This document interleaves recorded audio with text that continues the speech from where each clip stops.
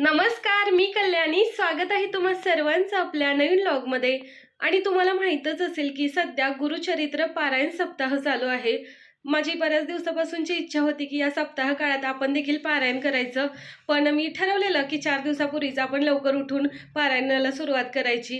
पण काही कारणामुळे ते झालं नाही. त्यानंतर मी दुसऱ्या वेळी पण ठरवलं की आपण सकाळी लवकर उठायचं आणि पारायण करायचं. पण तेही झालं नाही. शेवटी मी ठरवलं की आपण जेव्हा घरी येतो हॉस्पिटलमधून त्यावेळी आपण 3 दिवसाचं का होईना पारायण करूया. उद्या असणार आहे दत्त जयंती. माझा आजचा पारायणाचा दुसरा दिवस आहे. काल मी पारायणाला सुरुवात केली. कालच्या दिवसामध्ये मी 1 ते 22 अध्यायाचं वाचन केलं. आज मला 23 ते 33 अध्याय वाचायचे आहेत. चला, मी आता पूजेची काय काय मांडणी केली ना ती तुम्हाला दाखवते. ही आहे माझी पूजेची मांडणी. काल या ठिकाणी मी पूजा मांडली होती, वाचन केलं होतं. आता देखील मी या वाचनाला सुरुवात करणार आहे. सर्वात अगोदर मी गणपती बाप्पाची स्वामींची पूजा करून घेते. पूजेसाठी ना गणपती बाप्पाची मूर्ती एका भांड्यामध्ये घेतलेली आहे. काल मी देवाला छान पंचामृताने गरम पाण्याने आंघोळ घालून पूजा केली होती. मूर्ती पुसून घ्यायची. यानंतर आपल्याला स्वामींची पूजा करायची आहे. स्वामींची मूर्ती देखील मी धुवून घेते. काल जी फुलं घातली होती ना ती आता फुलं काढून घेते मी. आता सर्वात अगोदर मी गणपती बाप्पाची पूजा करते.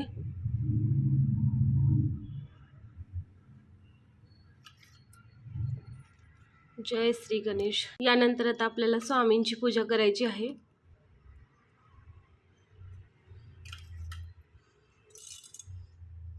स्वामींना नेहमी पिवळ्या रंगाचं फूल घालायचं, कारण स्वामींना पिवळा रंग आवडतो.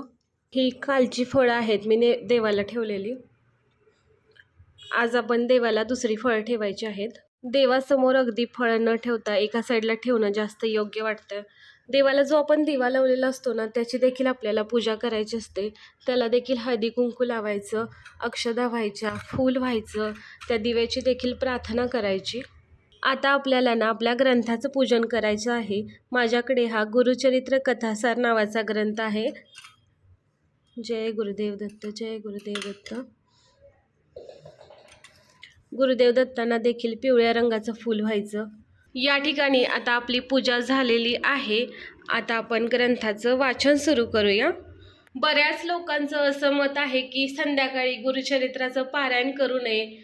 पण मला वाटतं की आपलं कर्तव्य जे आहे ते देखील महत्त्वाचं आहे. सकाळच्या वेळी माझी ड्युटी असते, पण माझी स्वामींच्यावरती भक्ती आहे आणि मी मनापासून स्वामींची पूजा करते.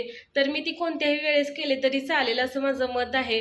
मी सकाळी माझं जे कर्तव्य आहे, माझी जी ड्युटी आहे ती करून येते. त्यानंतर मला घरी वेळ मिळतोय त्याच्यामध्ये मी माझं पारायण करते.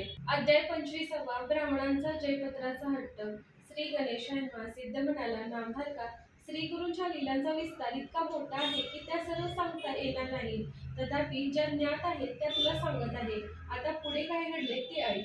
आजच्या दिवसाचं माझं ग्रंथाचं वाचन करून झालेलं आहे. वाचन झाल्यानंतर मी स्वयंपाक बनवला आणि आता परत व्हिडिओ बनवायला आले.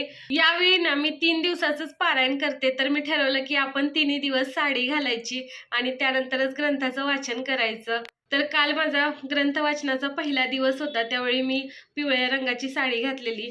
दत्त महाराजांची सेवा करताना किंवा समर्थांची सेवा करताना आपण शक्यतो पिवळ्या रंगाच्या वस्तूचा वापर करायचा असतो. तर त्याने आपल्याला चांगलं फळ मिळतं. कालच माझा पहिला दिवस होता वाचनाचा. तर मला 4 तास लागले होते पूर्ण वाचन करायला. आज माझं 1.5 तासामध्ये वाचन झालेलं आहे. उद्या देखील मला 4 ते 4.5 तास लागू शकतील वाचायला. गुरुचरित्र हा एक अतिशय पवित्र ग्रंथ आहे.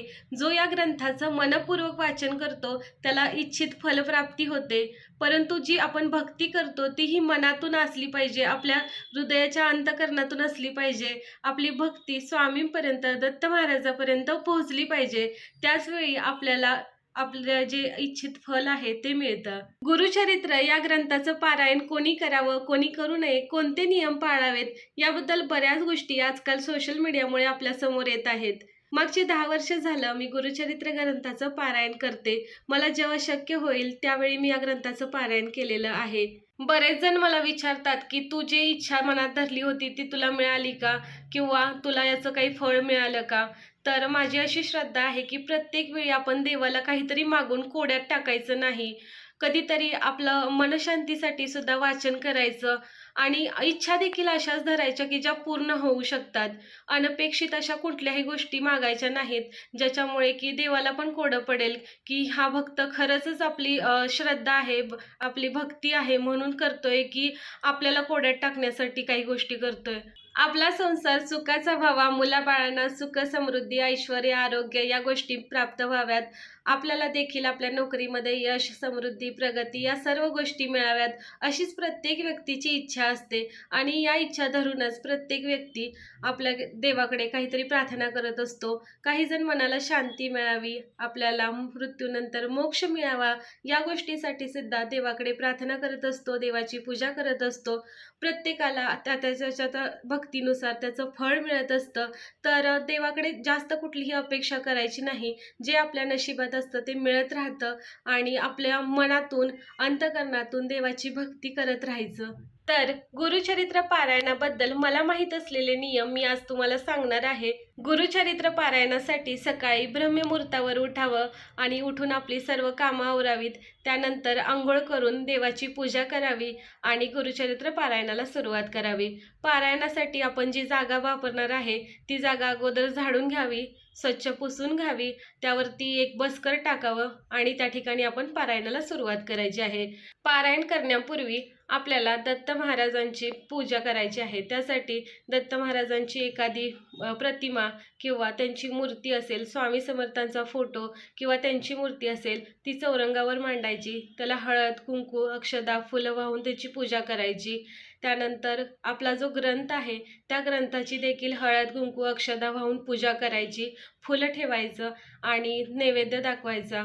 देवाला दिवा लावायचा, अगरबत्ती, धूप, कापूर या सर्व गोष्टी लावून घ्यायच्या आणि आपल्या ग्रंथाच्या वाचनाला सुरुवात करायची. ग्रंथाचं वाचन करत असताना मध्येच कोणाशी बोलायचं नाही, एका जागेवरून उठायचं नाही. वाचन करत असताना मध्ये काही खायचं नाही किंवा वाचन करण्यापूर्वी देखील काही खायचं नाही. यासाठी सकाळची चा जो मुहूर्त असतो तो चांगला आहे आणि सकाळी वाचन केलं तर त्याचं फळ देखील वेगळं मिळतं आपल्याला.